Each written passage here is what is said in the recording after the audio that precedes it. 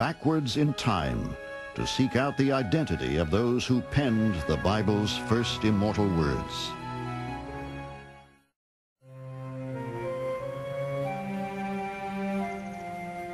Almost 1,000 years ago, it was first noticed that there were seemingly contradictory passages in the text of the first 5 books of Moses. Many words were ascribed to Moses, but unlikely to have been written by him. Scholars have argued that if Moses was the author of the book of Deuteronomy, how could it have been possible for him to have written about his own death? The problem of how Moses could have been the one who recorded and passed on the Torah, and then it turns out to describe his own death, was already raised by the sages, and they simply answered by giving 2 possibilities. One, that Moses did indeed write of his own death while crying as he wrote. And second of all, that those verses of the Torah were written by his faithful servant and his successor, Joshua. But there were even more puzzling sections in the texts, some of them as early as the book of Genesis. And of every living thing of all flesh, 2 of every sort shalt thou bring into the ark, to keep them alive with thee. They shall be male and female. Genesis 6:19.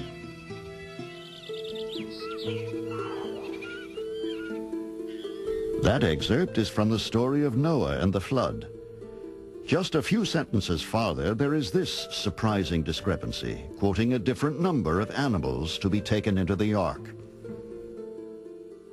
Of every clean beast thou shalt take to thee by 7s, the male and his female, and of beasts that are not clean by 2, the male and his female. Genesis 7:2.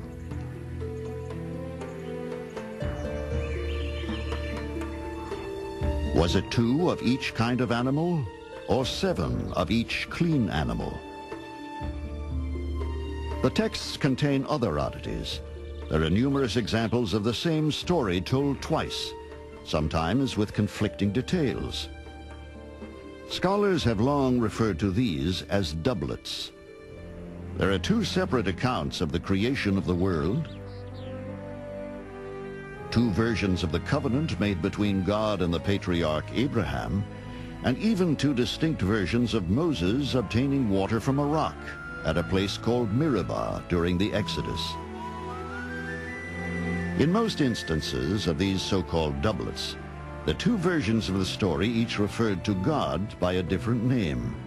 In the Hebrew text, sometimes the deity is referred to as Elohim, the usual Hebrew reference to God. But in the alternative version, the term used is often Yahweh or Lord. For centuries, scholars have puzzled over the appearance of these distinct differences. The key piece of evidence in this is that different kinds of clues converged with each other, so that you have doublets of stories, that proves nothing. You have different names of God, that proves nothing. But when all the doublets of stories line up into 2 groups, one of which uses one name of God and one uses the other name of God consistently, then that's strong evidence that something is going on. By the early half of the 19th century, many scholars were convinced that the 5 books of Moses were written by 3 separate authors. The writer of the version which referred to God as Yahweh was named J, because early European translators were ignorant of the correct pronunciation of Hebrew names. Many inadvertently referred to the name of God as Jehovah instead of Yahweh, and ironically, the name has stuck. The author of those texts referring to God as Elohim was named E. A third writer was identified as P. This author was thought to be a priest and wrote in a different style to J and E. His passages seem to be especially concerned with stories of the establishment of the priesthood after the people of Israel left Egypt. The differences are immediately obvious in Hebrew, the language in which the text was originally written.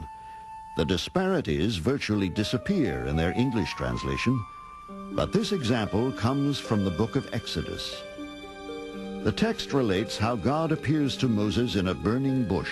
The passage was written by J, who in Hebrew refers to God as Yahweh or Lord.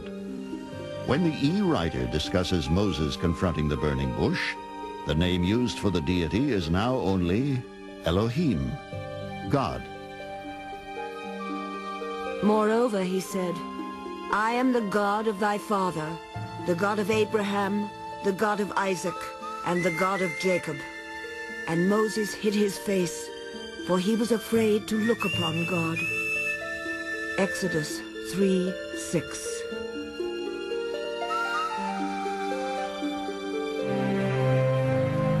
Subtle though the differences may be, the texts clearly seem to reflect a compilation of sources.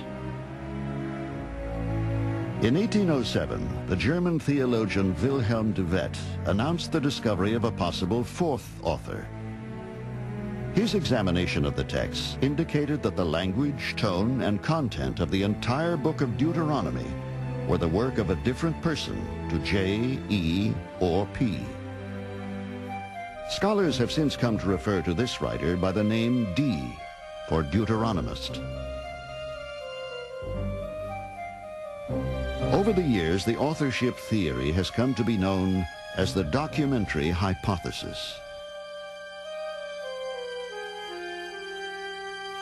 Once you've identified a text and said, well, I think this is J, or I think this is E, I think this is P, I think this is D, then you place it up against other texts in the Bible where we have some idea of the date and see if there's any development in the language. It's not just that you can tell the difference between the way I speak English and the way Shakespeare did. It's that if you heard somebody who lived in the 18th century, you could tell that that person was somewhere halfway between Shakespeare and me. So you can see the stages of biblical Hebrew in growth.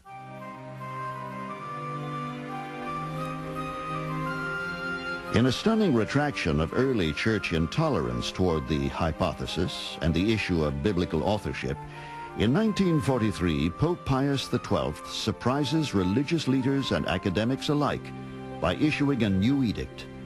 He encourages scholars to fully investigate the question, who wrote the Bible? To his disciples and said, take this, all of you, and drink from it. The directive was heralded as a Magna Carta for biblical study, initiating unprecedented research into the origins of the Holy Book. The quest would open up a fascinating window on how the sacred words of the divine have traversed the centuries. When we come back, an unexpected discovery brings us face to face with what may be the actual identity of one of the earliest writers of the 5 books of Moses.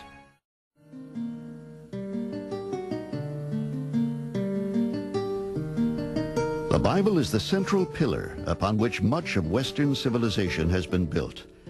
For untold centuries, it has served as one of humanity's principal guiding beacons. Yet its very origins are now being called into question. The search for answers concerning its authorship may seem circuitous, but it will bring us into direct contact with the signature of a man who may have written at least one of the 5 books of Moses. Our quest must go back some 35 centuries, to the time when the people of Israel approached the borders of the Promised Land. After decades of wandering, the Hebrews eventually crossed the River Jordan and settled in Canaan. While the 10 Commandments were constantly in the possession of the people, there may have been no other religious texts at the time. Though the Bible indicates that the scrolls of Moses may have accompanied the Israelites, many scholars believe that the first 5 books of the Bible had not yet been written.